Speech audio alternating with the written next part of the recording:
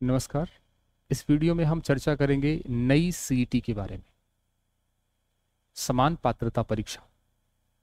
इस बार की जो नई सीईटी होगी उसको पास करना थोड़ा सा मुश्किल होगा। क्यों मुश्किल होगा? क्योंकि नियम में कुछ बदलाव है। इस वीडियो में हम यही चर्चा करेंगे।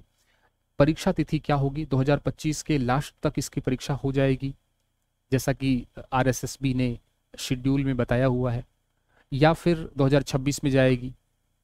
इन सब चीज़ों के बारे में, इसका सिलेबस विस्तार से क्या रहने वाला है, इसका एग्जाम पैटर्न क्या रहने वाला है, ठीक है, और एडवर्टीजमेंट यानी विज्ञप्ति और मेन परीक्षा के बीच में कितना अंतर मिलेगा, तो ये सब हम चीज़ें बात करेंगे। सबसे पहले मैं बात करूं तो सीईटी जो परीक्षा होती है, राजस्थान की तमाम वैकेंसीज में फॉर्म भरने के लिए, चाहे वो कांस्टेबल हो, चाहे पटवारी हो, चाहे वीडियो हो, चाहे आपका लिपिक हो, प्लेटून कमांडर हो, छात्रावास अधीक्षक हो, उनके फॉर्म भरने के लिए आपको मिनिमम क्वालिफिकेशन सीईटी पास होना चाहिए।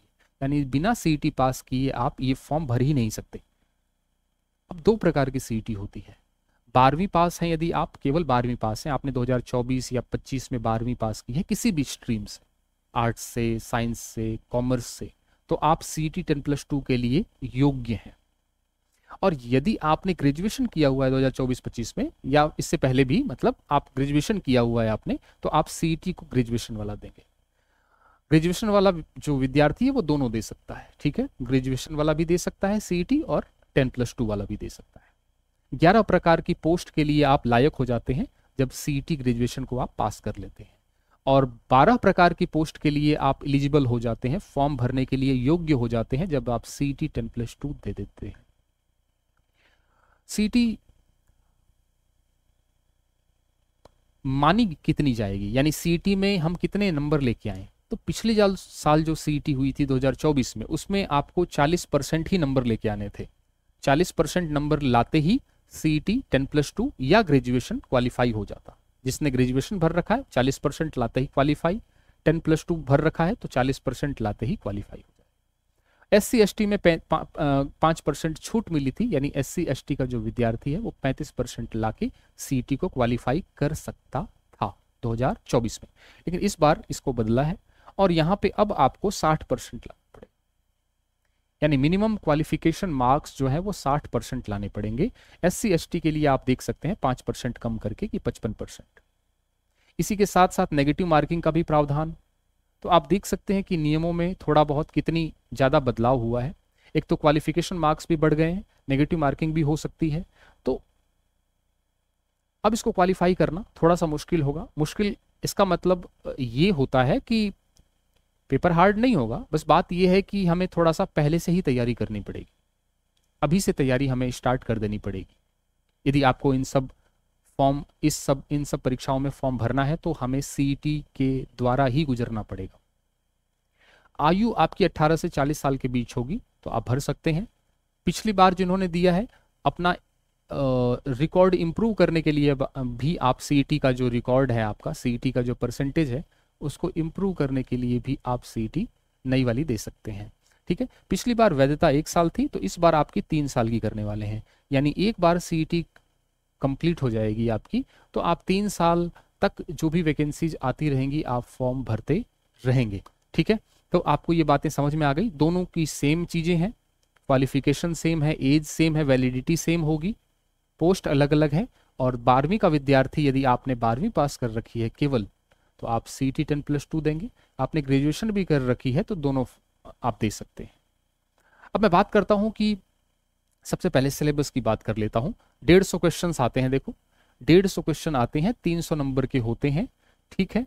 घंटा आपको 3 घंटे मिलते हैं, यानी 180 मिनट में 150 क्वेश्चन करने होते हैं, तो मोर देन सफिशियंट है, आराम से आप टाइम लगा सकते हैं। नेगेटिव मार्किंग भी होगी इसमें, ठीक है, 1/4 1/3 जो भी होगा आ जाएगा।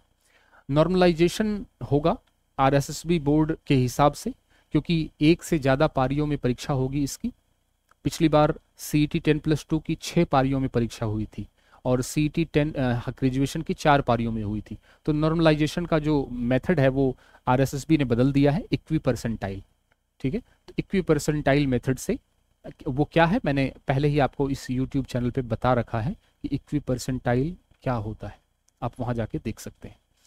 ठीक है, सिलेबस क्या होगा, 150 क्वेश्चंस कहाँ कहाँ से आएंगे, तो कहाँ से नहीं आएंगे वो पूछो, केवल संस्कृत को छोड़ के बाकी सारा सब्जेक्ट आपको सिलेबस में दे रखा है। इतिहास चाहे वो भारत का हो, राजस्थान का हो, राजस्थान आर्ट एंड कल्चर, भूगोल में भारत और राजस्थान पढ़ना है, पॉलिटी पढ़नी है, इकोनॉमी इंडिया और राजस्थान की पढ़नी है, साइंस एंड टेक्नोलॉजी है, रीजनिंग है, मैथ्स है, इंग्लिश है, कंप्यूटर है, करंट है, और यही सारे के सारे सिलेबस इसमें भी है। सिलेबस में आपको ये सुविधा मिल जाएगी कि आपको एक एक टॉपिक के बारे में बता रखा है क्या क्या पढ़ना है और क्या क्या नहीं पढ़ना है।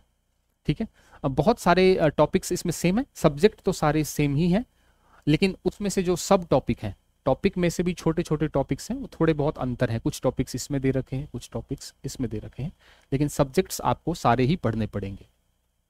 तो इस बार सीटी जो है वो 60% की होने वाली है, और उसके पीछे का लॉजिक ये है कि यदि 40% कर देते हैं ये लोग सीटी को, तो सारी की सारी भीड़ जो है, 40% कोई बड़ी चीज़ नहीं होती, आराम से पढ़ के व्यक्ति 1 महीने के अंदर उसको पास कर सकता है, और ये सारी की सारी भीड़ जो है वो यहाँ मेन एग्जाम में इकट्ठी हो जाएगी।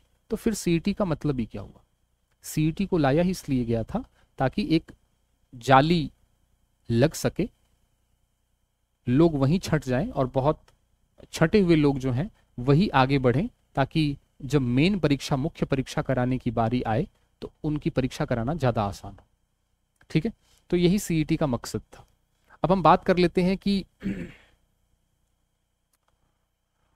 इसका एग्जाम होगा कब। एग्जाम की बात यदि मैं एग्जाम की बात करूं कि एग्जाम कब होने वाला है, तो 24 अक्टूबर 2024 को एक एग्जाम कैलेंडर जारी किया था आरएसएसबी बोर्ड ने। वहां पे आप देखें तो यहाँ समान पात्रता परीक्षा, 2 परीक्षाओं का जिक्र है। एक तो सीईटी ग्रेजुएशन का, जो कह रहे हैं कि हम 26/12 से 28/12 को कराएंगे, यानी इसी दिसंबर में कराएंगे, इसी साल कराएंगे।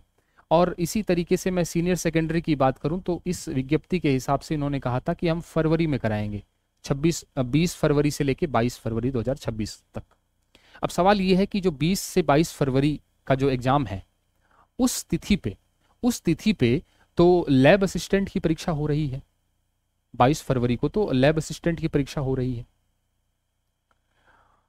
समझ में आ गई बात? सीईटी जो आपका 10+2 है वो 22 फरवरी को पहले दे रखा था, अक्टूबर में जब आरएसबी ने एग्जाम कैलेंडर निकाला था। उसके बाद लैब असिस्टेंट की भर्ती उसने कह दिया कि हम 22 तारीख को लेंगे, 22 फरवरी को।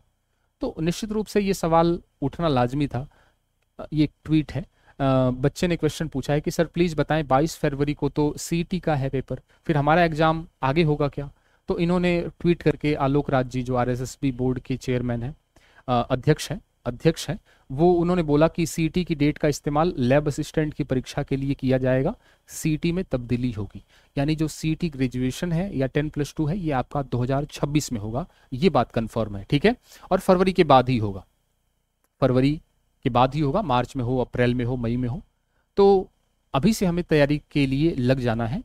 ठीक है, तैयारी हम आराम से धीरे धीरे करते रहेंगे तो ज़्यादा फायदा होगा, बनिस्पत ये कि हम लास्ट के 2 महीने में या 3 महीने में खूब तेज दौड़ें। तो अच्छा, इसकी एक खास बात आपको बताता हूं मैं कि इस परीक्षा की खास बात, पिछली बार 2024 की यदि मैं बात करूं टाइम लाइन की, तो एडवर्टीजमेंट निकला था अगस्त 2024 में और परीक्षा हो गई थी अक्टूबर में।